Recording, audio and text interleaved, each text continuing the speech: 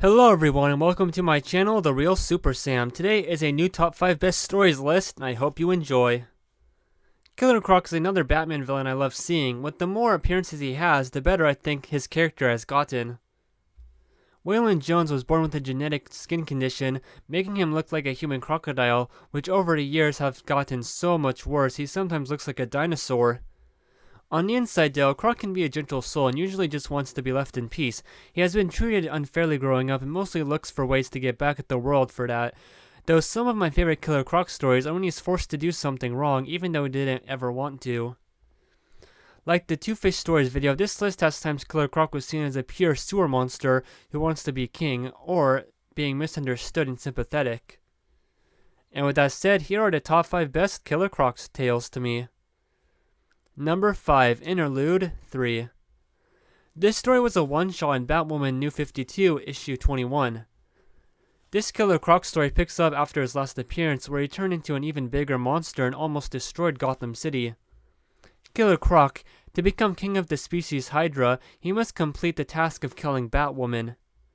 One interesting thing about this story is Killer Croc is the main character and Batwoman is the antagonist. Here we get a very little flashback to his origin, being abused by people because of his skin condition, making him look like how he does. This rogue is also very smart. He decides to run after another superhero comes to the aid of Batwoman, since he figures, why kill these people, because if he does, the whole Justice League will probably be hunting him. Killer Croc even has a crush on a girl, and at the end, they flee Gotham City together. The story ends with a very well-deserved happy ending for Waylon Jones. Probably my favorite Batwoman issue I will ever know about, since I couldn't care less about the New 52 Batwoman. It is a really good Killer Croc story and a little unknown as well. This tale is also fully narrated by him, so he's clearly more relatable than before. Number 4, Blood in the Water. During DC Villains Month, Killer Croc got a one-shot solo issue in Batman and Robin, issue 23.4. The premiere of this one-shot, Killer Croc number 1 issue, is Waylon Jones hunting and murdering corrupt cops he's tricked into the Gotham City sewers. Now, this issue has a long going for it. It's about another fantastic Killer Croc story in the New 52, modernizing his original origin for growing up with a skin condition, being a carnival showpiece, and being beaten by Batman, and even growing smarter with his crimes over his 3 years in Gotham. Jones believes Gotham is going through a time of atavism, reverting to the city's more primal state. Killer Croc is known as King Croc by the inhabitants of the sewers, people who have been told they were nothing. He is beginning an empire underground.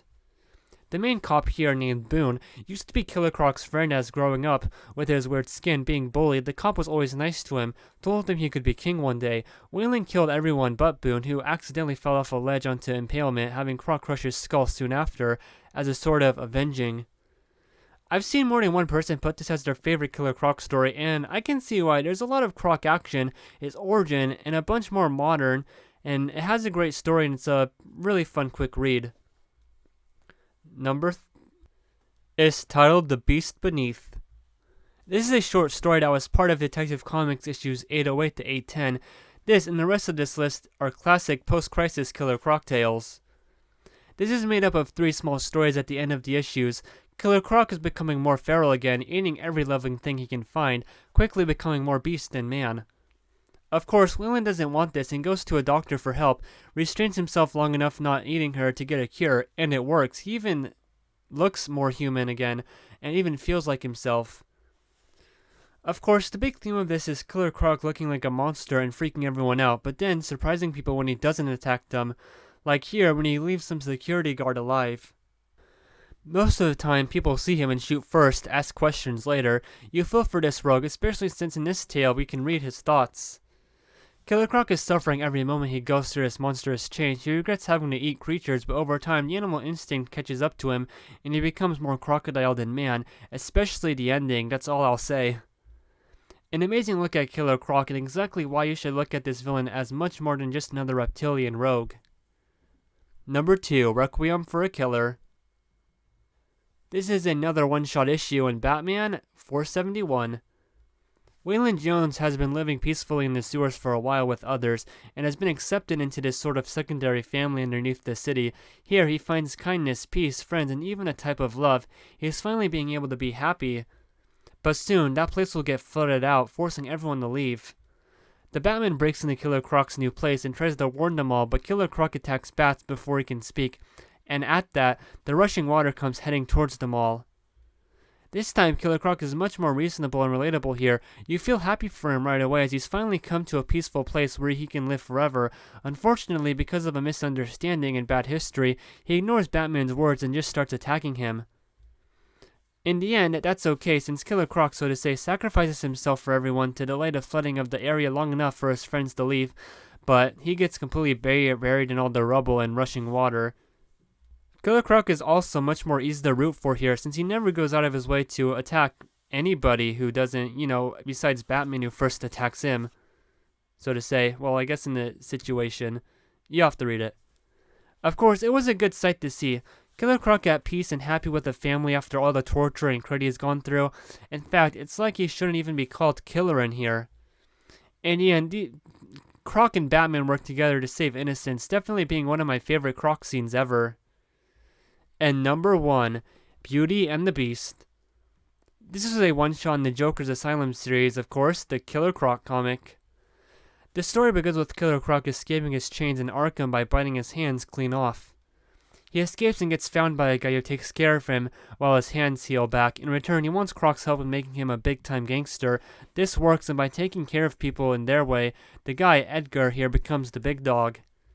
But Croc gets manipulated and tricked into killing Edgar, and then Edgar's wife, Juliet, betrays Croc and tries to have him killed. This clearly won't work, and he kills them all. The one and only thing Killer Croc actually says is, "They're the monsters, not me, put me back," right after he killed the people who used/betrayed him.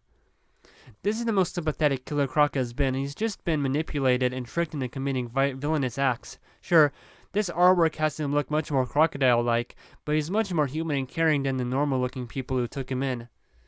Also, this story has him kill other criminals, the rival gangsters, and then the people in the end who definitely deserved some payback from Croc. The end, where he says to just put him back in Arkham, is heartbreaking. Who knows what Croc could be if he was just treated nicely. And that was my 5 greatest Killer Croc stories. I really enjoyed this character. There's been something about his design, his history, that's always grabbed my attention, even when I first learned about him in the LEGO games. Killer Croc at first sight is like a horror movie monster, but after a while you see how in-depth the rogue can be and even feel bad for him. This is a character I think could fit easily into a live-action solo Batman movie, especially if they wanted to focus more on the weird side of his rogues gallery. Thank you all for watching. I really appreciate it, and I hope you enjoyed. Bye guys, and happy St. Patrick's Day. Yeah, I remembered to mention that today. Have a good one.